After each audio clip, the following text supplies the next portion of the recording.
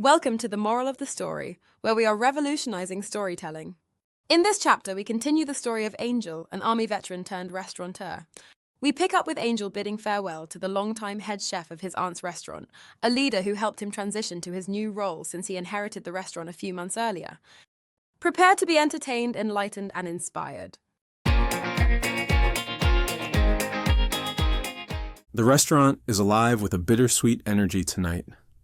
Everywhere I look, I see familiar faces, line cooks taking shots at the bar, servers joking at tables, Jorge's family with their mixed emotions. I'm topping off my glass of sangria when a flash of crimson catches my eye.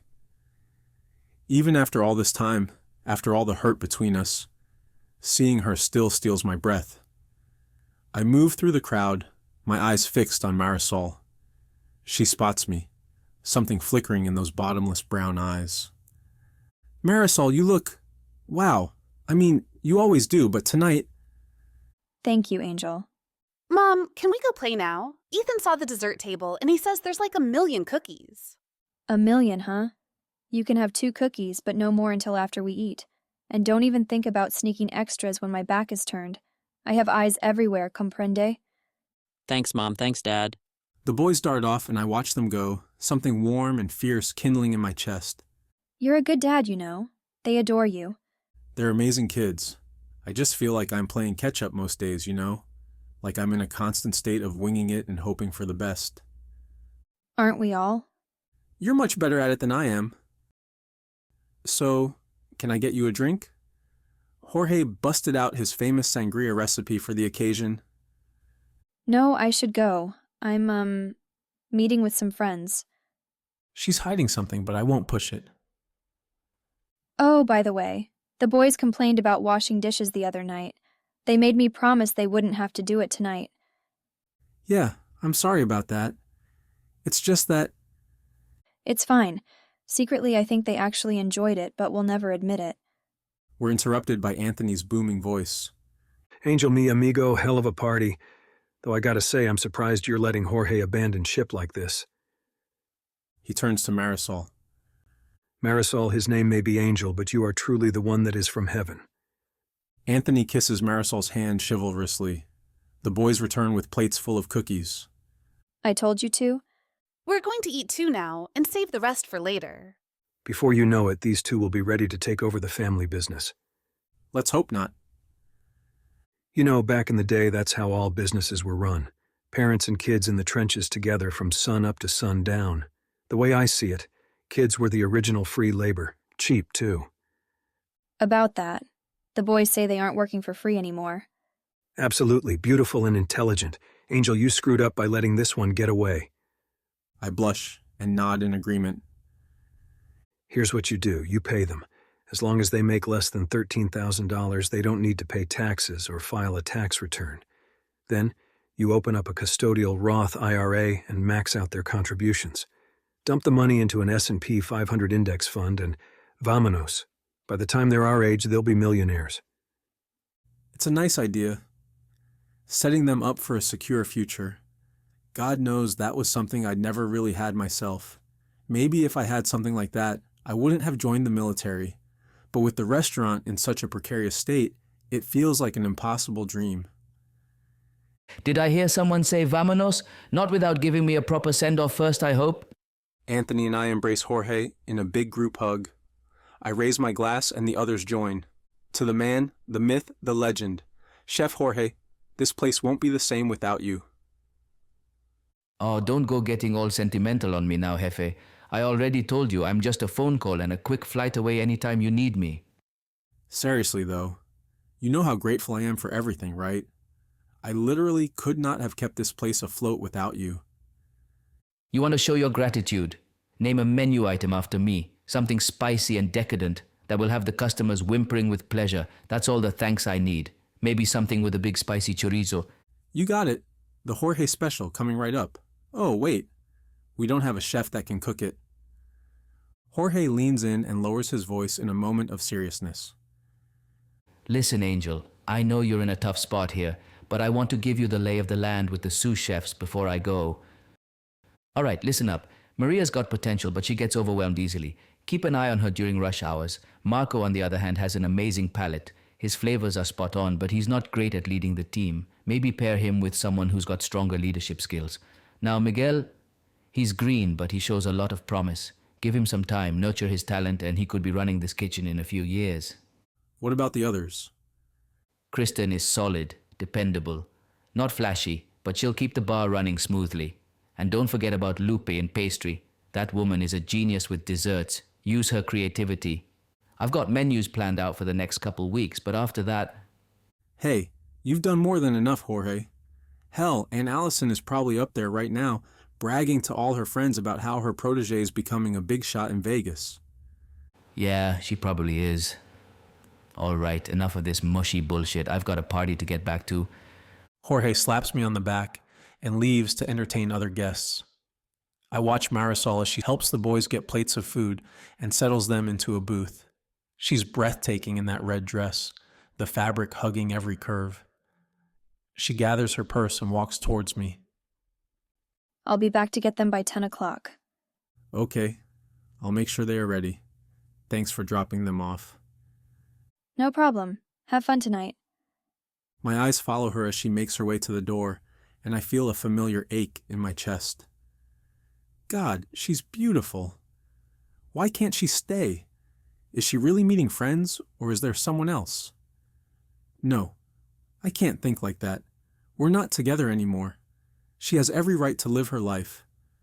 But still, I miss her. I miss us. I watch as she disappears into the night, fighting the urge to run after her, to beg her to stay. Instead, I turn back to the party, trying to ignore the emptiness her absence leaves behind. Just as I'm about to sink into sadness, I hear a familiar voice. Angel, there you are, my man. Gary, I didn't think you'd make it. And Miss Jorge's send-off? Not a chance. Come on, let's grab a drink. We make our way to the bar, weaving through the crowd. So, how's the restaurant biz treating you? Any easier than running a tech company? Ha! About as easy as herding cats, I'd imagine. Finding good staff is a nightmare.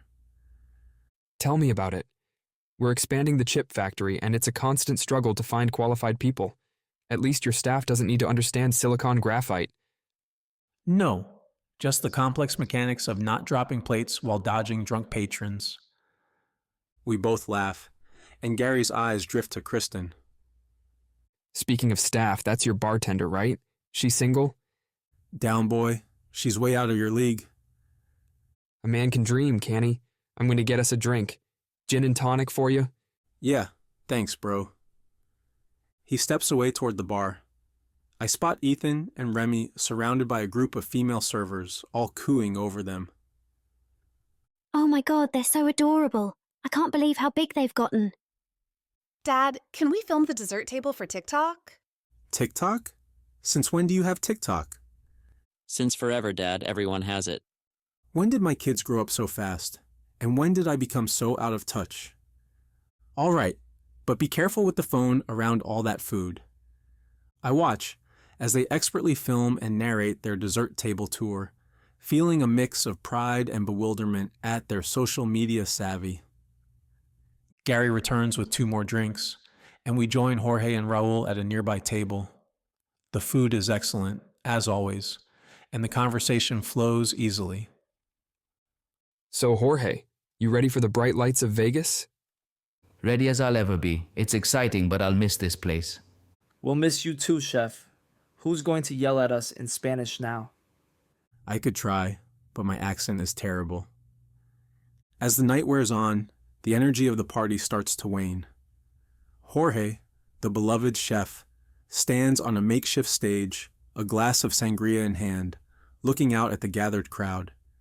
His eyes shimmer with emotion as he clears his throat, drawing everyone's attention. Ladies and gentlemen, mi familia, I can't express how much this place and all of you mean to me.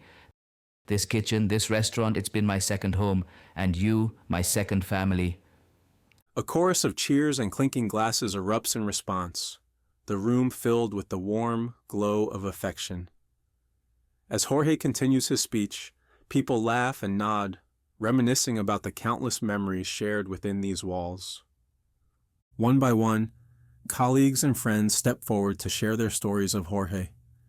There are tales of his fiery temper and his even fierier passion for food, anecdotes about late-night kitchen mishaps and early morning triumphs. Laughter and tears flow freely as everyone contributes their piece to the tapestry of Jorge's legacy. Between stories, gifts are presented. A custom-made chef's jacket with his name embroidered in gold thread, a scrapbook filled with photos and notes from the staff, a set of engraved knives symbolizing the sharp precision he brought to his craft.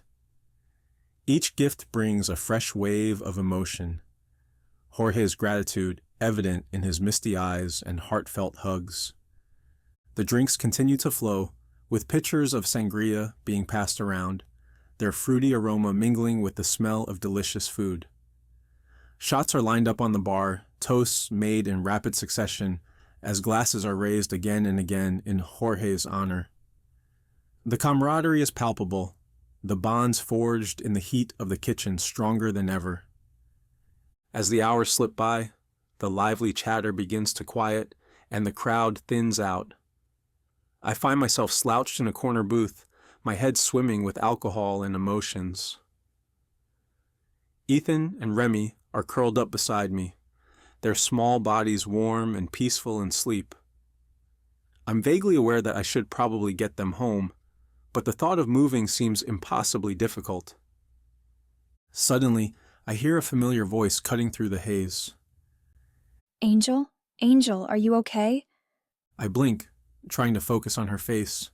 She's standing over us, concern etched in her features. The sight of her makes my heart ache.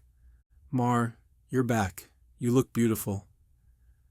Oh, Angel, come on, let's get the boys up. She gently shakes Ethan and Remy awake. They stir groggily, rubbing their eyes. Mom, is it time to go? Yes, sweetheart, say goodbye to your dad. As the boys mumble their goodbyes, I'm struck by a wave of guilt and regret. I'm sorry, for everything. For not being the man you needed me to be. You don't need to apologize, just be a good dad for Ethan and Remy. I'm trying, Mar. I swear to God, I'm trying. I know you are. Her touch is warm and comforting, and for a moment I want nothing more than to hold on to her and never let go. But before I can say anything else, a loud crash shatters the moment. Who the fuck do you think you are, asshole? You don't get to grab on me. This is the last thing I need tonight of all nights. God, why can't anything ever be simple? I struggle to my feet, swaying slightly as I try to focus on the commotion across the room. Marisol's hand on my arm steadies me, but I can feel her tension, see the worry in her eyes as she glances between me and the escalating situation. Whoa, tranquilo. This asshole needs to keep his hands to himself. It was an accident. I tripped. I said I was sorry. Tiffany's face is flushed with anger, her fists clenched at her sides. Raul looks terrified, backing away with his hands raised. There's broken glass everywhere, glittering dangerously on the floor. This could get ugly fast if I don't do something. Jorge steps between them, his voice calm but firm. He speaks quietly to Tiffany, his hand on her shoulder. I can't hear what he's saying, but I see her shoulders slump, the fight draining out of her. With a final glare at Raul, she turns on her heel and storms out of the restaurant, the door slamming behind her. Jorge makes his way back to me, shaking his head. That girl has to go, cabron. She's nothing but trouble. Her attitude is a cancer to this culture. I turn to Marisol and the boys, my heart sinking. Ethan and Remy are wide-eyed, clinging to their mother's sides. Marisol's face is a mask of concern and disappointment. I silently pray they didn't witness too much of the scene. We're going to get going, Angel. Boys, say goodbye to your dad. I'm sorry about that, guys. Let me walk you out to the car. We make our way to the parking lot, the cool night air helping to clear my head a little. I kneel down to be at eye level with my sons, ignoring the way the world spins slightly. Okay, you two be good for your mom this week, all right? I'll see you on Tuesday. Do your summer reading before playing electronics and eat your vegetables, especially you, Remy. We will, Daddy. Love you. Love you too, buddy. To the moon and back. I love you, Daddy. Thanks for letting us eat all those cookies. Remy, that was supposed to be our secret. I love you too. I turn to Marisol. She casts a quick, amused glance at me, her eyes narrowing playfully. It's a look that says, "Really?" without uttering a word. Thanks again for bringing the boys tonight. It meant a lot. Of course. You going to be okay here? Looked like things were getting a little dicey back there. Yeah, I'll manage. Just a lot of emotional energy tonight with Jorge leaving and everything. It will all be fine. Hang in there, Angel. You're doing great. The boys and we're really proud of you, you know. Thanks, Mar. That means the world to me. I'll text you to coordinate picking up on Tuesday. Sounds good. Get home safe. I watch them pull away, a part of me wanting to chase after her, to tell her how much I still love her. But I don't. I'm drunk and emotional, and it wouldn't be fair. We're in a good place now, a healthy place. I can't risk ruining that, as much for the boys' sake as for my own. So I simply raise my hand in a wave as they drive off into the night, my other hand clutched to my chest, holding in all the words left unspoken.